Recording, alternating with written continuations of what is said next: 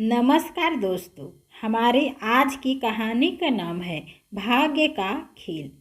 एक गांव में पारो नामक एक गरीब विधवा रहती थी।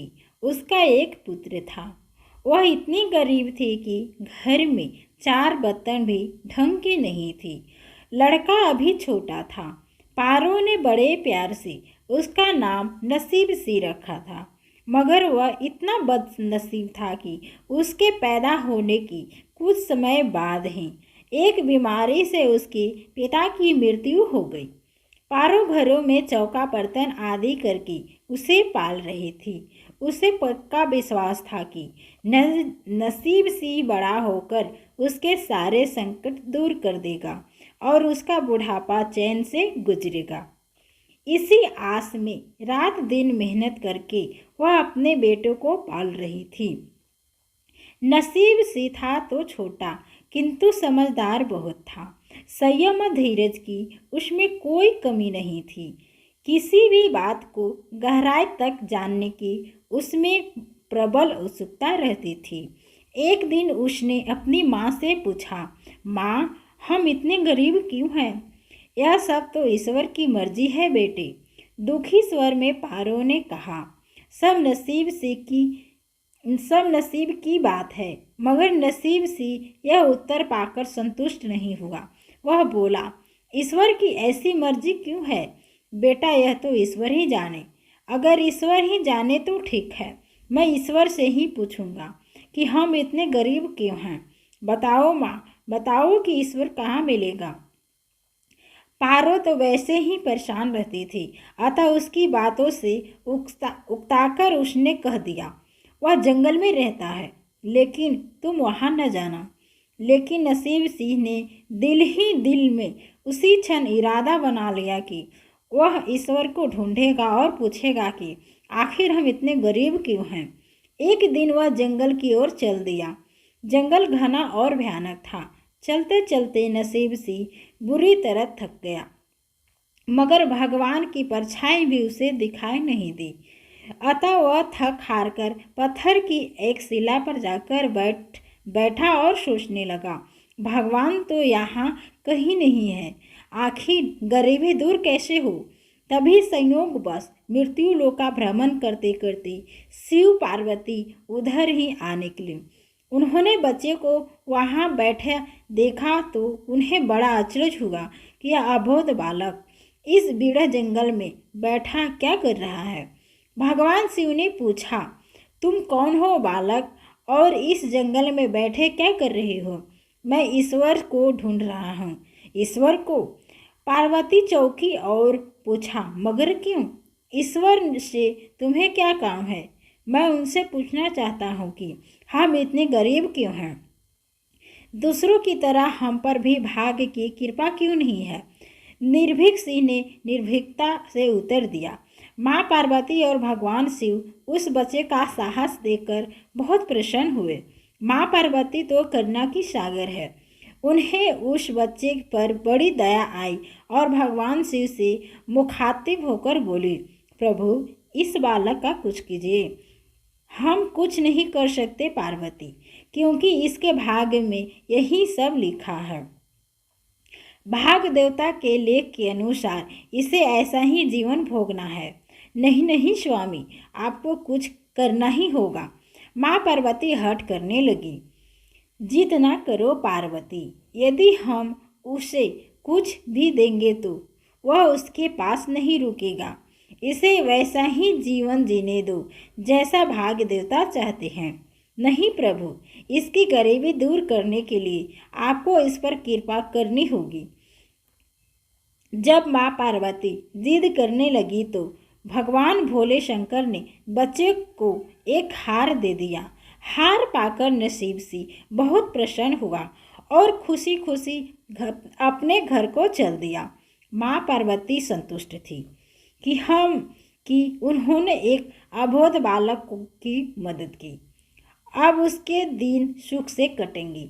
लेकिन त्रिकालदर्शी भोले बाबा सब जानते थे कि यह हार उसके पास रुकेगा ही नहीं। चलते चलते नसीब सिंह के पेट में अचानक दर्द उठा और वह शौच के लिए इधर उधर देखने लगा। उसने भगवान शिव का दिया हार पत्थर की एक शिला पर रख दिया और झाड़ियों के पीछे चला गया। तभी एक चील कहीं से उड़ती हुई आई और उस हार को उठाकर ले गई। अरे मेरा हार! सब कुछ भूलकर लड़का चील के पीछे भागा, मगर कब तक वह चील का पीछा करता, कैसे पकड़ता उसे। एकाध बार पत्थर उठाकर उसने चील को मारने की कोशिश की, किंतु चील अधिक ऊंचाई पर थी। कुछ ही पलों में चील उसकी नज़रों से ओझल हो गई, तो वह बड़ा दुखी हुआ और रोते रोते अपने घर की ओर चल दिया। घर पहुंचकर उसने माँ को सारी बात बताई, मगर पारो को उसकी बात पर बिल्कुल भी विश्वास नहीं हुआ। हाँ, उसकी बात सुनकर थोड़ी सी उदास अवश्य हो गई, लेकिन नसीब सिंह माँ की उदासीनता देखकर हतोत्साहित नहीं हुआ। उसने मन ही मन निर्णय कर लिया कि वह कल फिर वहीं जाएगा और भगवान शिव पार्वती को अपनी विपदा सुनाएगा।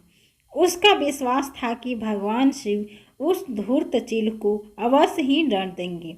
भगवान शिव ने पार्वती से कहा, देखो उसके पास कल वाला हार नहीं रहा। उसे एक चील ले उड़ी और दूसरा हार पाने वह उस चील को दंड दिलवाने की इच्छा लिए वह लड़का फिर आज आया है। पार्वती देवी ने फिर भगवान शिव से प्रार्थना की, आप चाहे चील को दंड दे या ना दे, किंतु इस लड़के की सहायता करके उसकी निर्धनता दूर करें। हम अब कुछ नहीं कर सकते देवी, यदि तुम जिद करती हो तो हम ब्रह्मा से कहते हैं कि वही इस बालक की कुछ सहायता करेंगे। कहकर भगवान शिव ने ब्रह्मा जी को बुलाया और सारी बात बताकर आग्रह किया कि आप ही इसकी कुछ मदद करें। तब ब्रह्मा जी ने लड़के को हीरे की एक अंगूठी दे दी।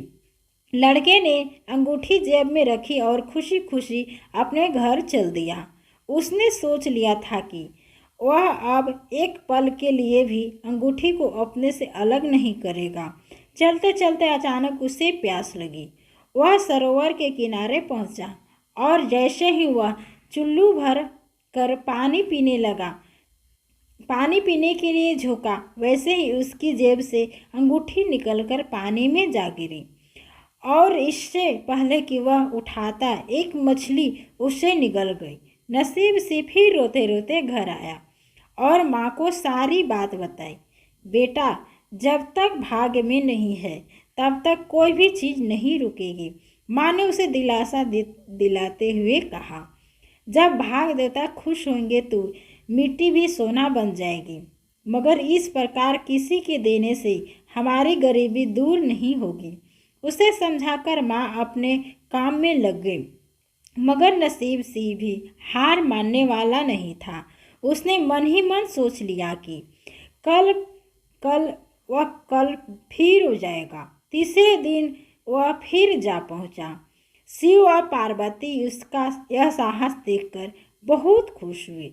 शिव जी ने इस बार ब्रह्मा जी के पास जाकर बात की और लड़का तो बड़ा साहसी है, इसका कुछ उद्धार किया जाना चाहिए।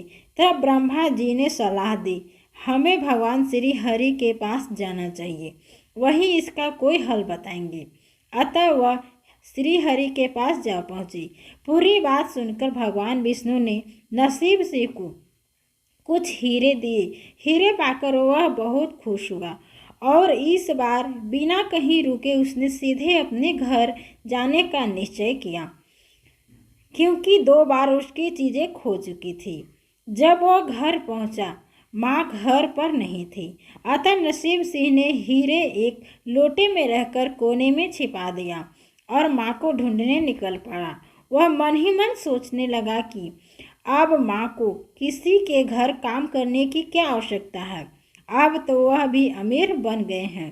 उधर पीछे से चोर उसके घर में घुस गए और जो भी सामान हाथ लगा लेकर भाग निकले।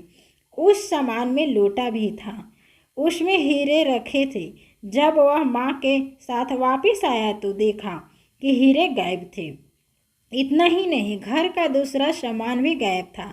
अब तो उसकी माँ को बहुत गुस्सा आया और वह बोली, क्यों मुझे नई नई कहानियाँ सुनाकर पागल बनाता बनाता जा रहा है। सारा दिन आवारा की तरह इधर उधर भटकता रहता है और शाम को पिटाई के डर से कोई नई कहानी सुना देता है। माँ की डांट सुनकर लड़का रोने लगा। वह तो केवल वही जानता था जो कुछ भी उसने बताया था वह सत्य था। डांट खाकर लड़के की हिम्मत और बढ़ गई और अगले दिन वह फिर उसी स्थान पर जा पहुंचा। भगवान बोले, शंकर सोचने लगे कि इस पर इतनी मुसीबतें पड़ी लेकिन इसने हिम्मत नहीं हारी। इससे वह बहुत प्रसन्न हुए और भाग देवी के पास जाकर बोले, यह लड़का बहुत ही साहसी है, हिम्मती और धीरज वाला है। ऐसा व्यक्ति अभागा नहीं हो सकता। इसे कुछ दे दो। आज्ञा पाकर भाग्य की देवी ने नसीब सिंह को सोने का एक सिक्का दिया। सिक्का लेकर नसीब सिंह खुशी खुशी अपने घर चल दिया। जब उसने घर जाकर वह सिक्का अपनी माँ को दिया तो उसकी माँ बहुत खुश हुई। अब क्योंकि उस पर भाग्य देवी की कृपा हो गई थी, अतः सारे काम ही अपने आप शुभ होने लगे।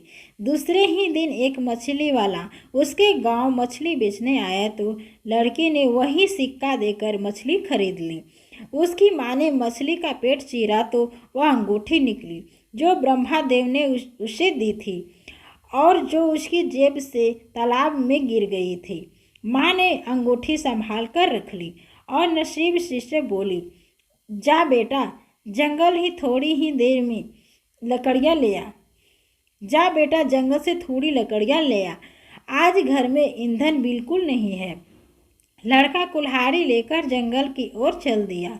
वहाँ जाकर जिस पेड़ पर लकड़ी काटने के लिए चढ़ा वहाँ उसी चील का घोंसला था जो उसका हार उठाकर ले गई थी। लड़के ने देखा कि चील कहीं आस पास नहीं थी। नसीब सिंह ने अपना हार उठा लिया और जो भी थोड़ी बहुत लकड़ियाँ पेड़ के आस पास पड़ी थी वही उठाकर घर की ओर चल दिया। माँ हार पाकर बहुत खुश हुई। अब तो देखते ही देखते उसके दिन बदल गए। घर में किसी चीज़ का अभाव नहीं रहा। फिर ईश्वर की कुछ ऐसी करनी हुई कि जो चोर उसके घर से हीरे चुरा कर ले गए थे उन्हें सपने में महादेव ने चेतावनी दी कि जो हीरे उस लड़के के घर से चुरा कर लाए थे वे तुरंत वापस कर दो वरना तुम्हारा सर्वनाश कर दूंगा। चोर उसी दिन हीरे उसके घर पर दे गए और अपनी गलती के लिए माफ़ी भी मांगी। इस प्रकार उस अभागे का भाग चमक उठा। अब उसके घर में किसी चीज़ की कमी नहीं थी और उनकी गरीबी सदा के लिए समाप्त हो गए। तो दोस्तों, आशा है कि ये कहानी पसंद आई होगी। कहानी पसंद आई तो लाइक शेयर और चैनल को सब्सक्राइब करें। Thank you.